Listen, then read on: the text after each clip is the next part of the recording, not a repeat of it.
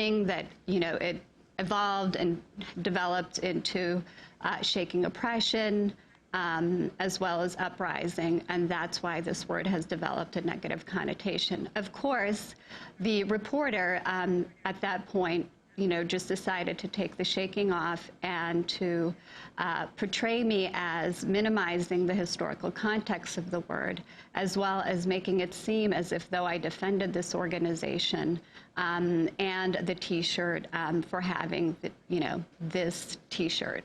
I did not defend the T-shirt. The one thing that I did do was defend the girls that he was vilifying with the follow-up question where he asked me, well, we have reason to believe that these girls are going to be engaging in a Gaza-style uprising. And my response to him was, I don't believe these girls would be engaging in a Gaza uprising. They are simply, getting the opportunity to learn how to express their views and, be able to, tell their stories rather than to be, exploited in the media. And that was simply it. And he took my response in defense of the girls as defending the T-shirt, which I did not defend.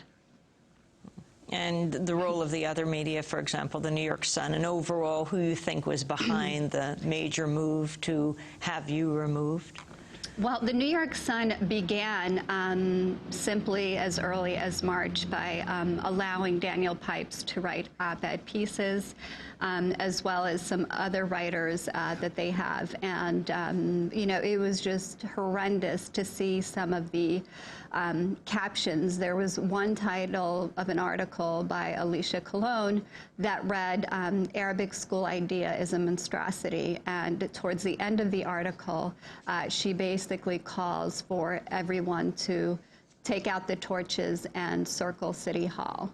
I found it very disturbing to see this kind of reporting, particularly from papers within the city who chose to give an opportunity for outsiders to give their personal opinions on the school as well as on me.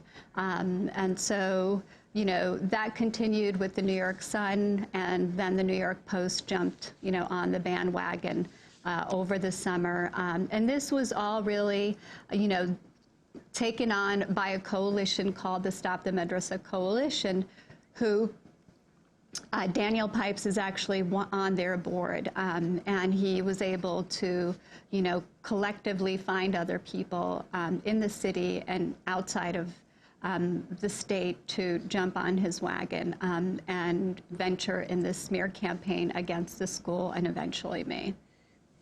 The New York Times piece, the major piece on you on Sunday, said only 1/5 of the 60 students at the Khalil Gibran International School are Arab American. Since the school opened in Brooklyn last fall, children have been suspended for carrying weapons, repeatedly gotten into fights, and taunted an Arabic teacher by calling her a terrorist. This according to staff members and students in the interviews with the New York Times. Your response, Deborah Almontaser? It is quite disheartening to hear that, the vision for a school that was going to be building bridges of understanding and tolerance has turned into something quite the opposite.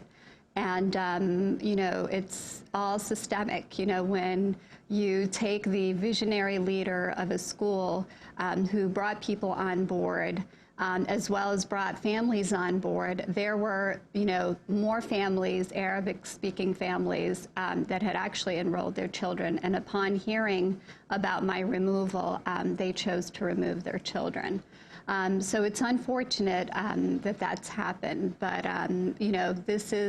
this happens in any organization or institution when something such as this happens, 3 weeks before its opening. Would you like to be the principal of the Khalil Gibran School now? Most definitely. Explain your lawsuit at this point. Where does it stand?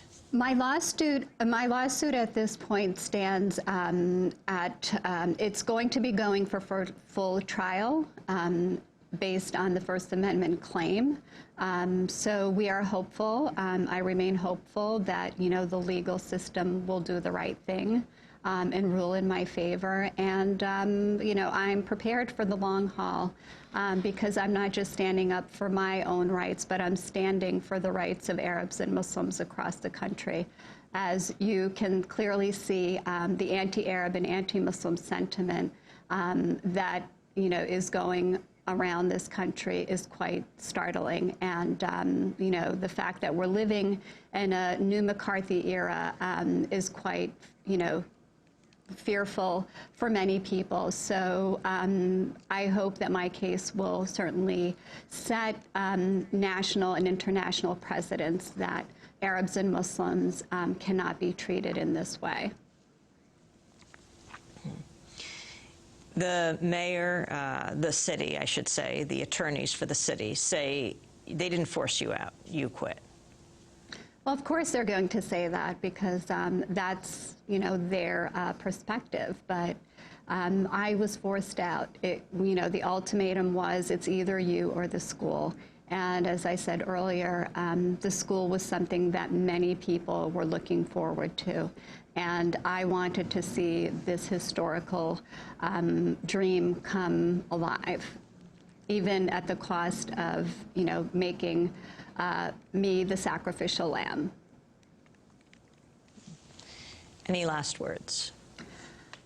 My last words are basically urging, the American public to really develop a better understanding of the political agenda that is out there by people such as Daniel Pipes and right-wing groups who are going after prominent Muslim and Arab American leaders who are trying to make a difference in this country. It is so important to allow us to bridge the gaps and build bridges of understanding among people across this country and to, continue in the healing process of developing a better country and a better world for all of humanity. Well, I want to thank you, Deborah Almontaser, for joining us. Deborah Almontaser was the founding principal of the Khalil Gibran International School, but she stepped down before the school actually opened. We will continue to follow her case as she is now suing the city of New York. This is Democracy Now!, democracynow.org, The War and Peace Report. We'll be back in a minute. Had more hard luck than most men could stand. The mind